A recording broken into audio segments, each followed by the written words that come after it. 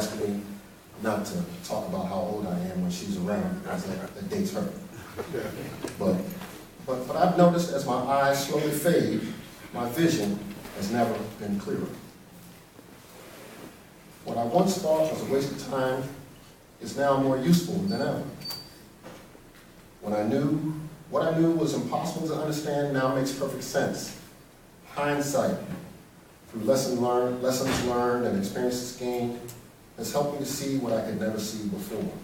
I find myself saying, like most adults, if I only knew then what I know now. I'm asking you, the students of Project ENRICH, to skip past that delay in your learning.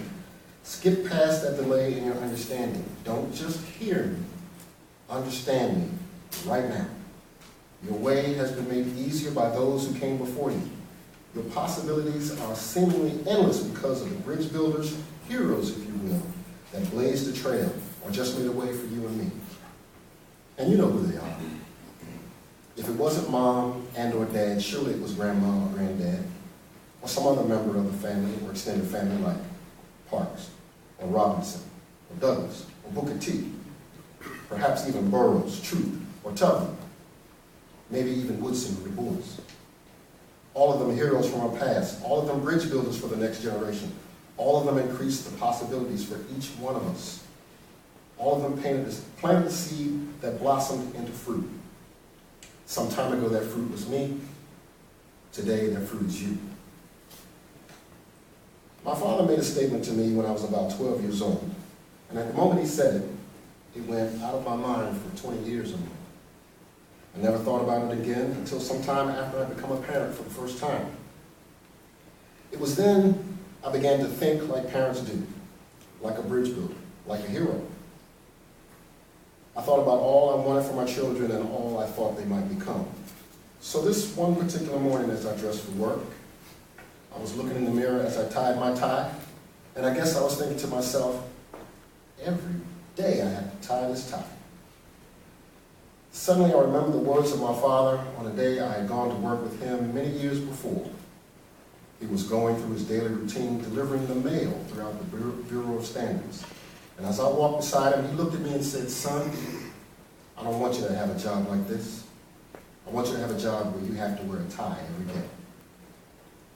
And while looking at myself in the mirror that morning, tying my tie, I realized that one of his dreams for me had been realized.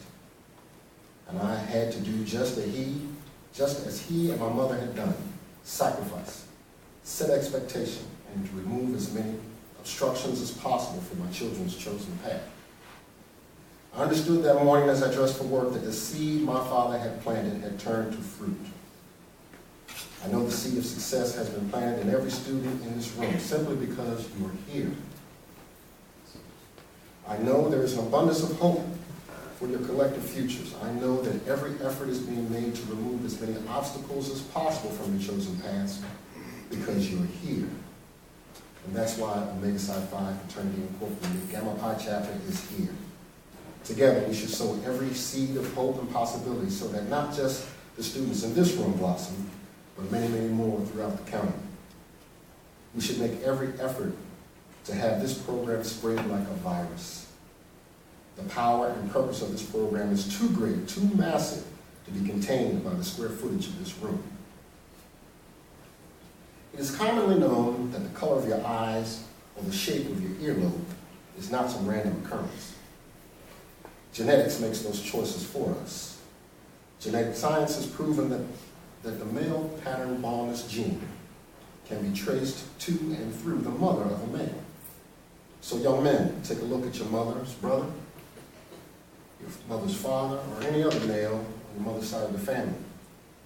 If he is losing his hair or has lost his hair, chances are pretty good in time your hair will perform the same disappearing. No.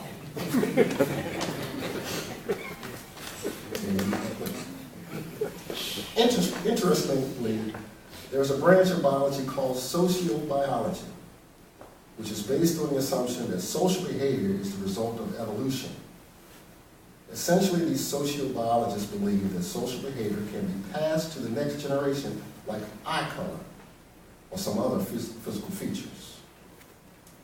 One of the leaders in the field of sociobiology said this: There is a hereditary selective advantage to membership in a powerful group united by devout belief and purpose, even when individuals subordinate themselves and risk death in a common cause.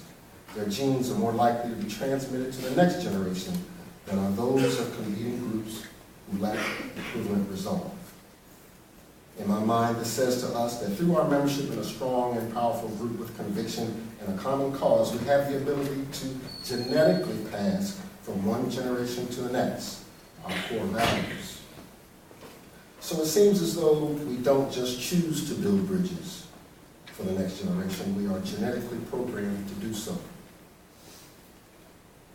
For those of you who don't know, there is somewhat a famous poem that promotes the idea of building links for the future and passing the torch along for the next generation. It is perfect for this discussion. I would venture to say that every member of this great fraternity of men learned and still knows this poem. I think it would be rather impressive if we all would recite it together. So brothers, let's be impressive. I'll start it off, join in where you like. The Bridge Builder by W.A. Drummoll. An old man going along the highway came at the evening, cold and gray, to a chasm vast, deep and wide, through which was flowing the summer tide. The old man crossed in the twilight dim. That sullen stream had no fears for him, but he turned and was safe on the other side, and built a bridge to span it high. Old man, said a fellow pilgrim near, you're wasting your strength to build it here. Your journey will end with the ending day. You never again will pass this way. You've crossed the chasm deep and wide. Why build this bridge at evening time? The builder lifted his old gray head. Good friend, in the path I have come, he said, there followeth after me today a youth whose feet must pass this way. This chasm that has been marked to me, to that fair-haired youth, may a pitfall be. He too must cross and climb down. Good friend, I'm building this bridge for him.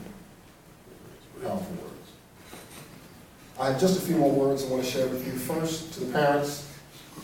Consecutively for the last 15 years, the public college and university with the highest graduation rates for African American students has been the University of Virginia. There they have a dedicated support staff whose primary focus is to assist and mentor African American students during their time at the University in Charlottesville. Now, it's not easy to be accepted to the University of Virginia, but the Office of African American Affairs says very publicly to parents, if you can get your student here, we will get them to graduation. Such is the case here at Project ENRICH. If you can get your students here, this staff will pour into them more insight, information, and confidence than anyone would think possible. And finally, to the students, please remember this. You are capable of far more than you know. Choose a goal that seems right for you and strive to be the very best, however hard the path. Aim high, behave honorably. Prepare to be alone at times and to endure failure, but persist. Our communities, the nation, and the world need all you can give. Thank you.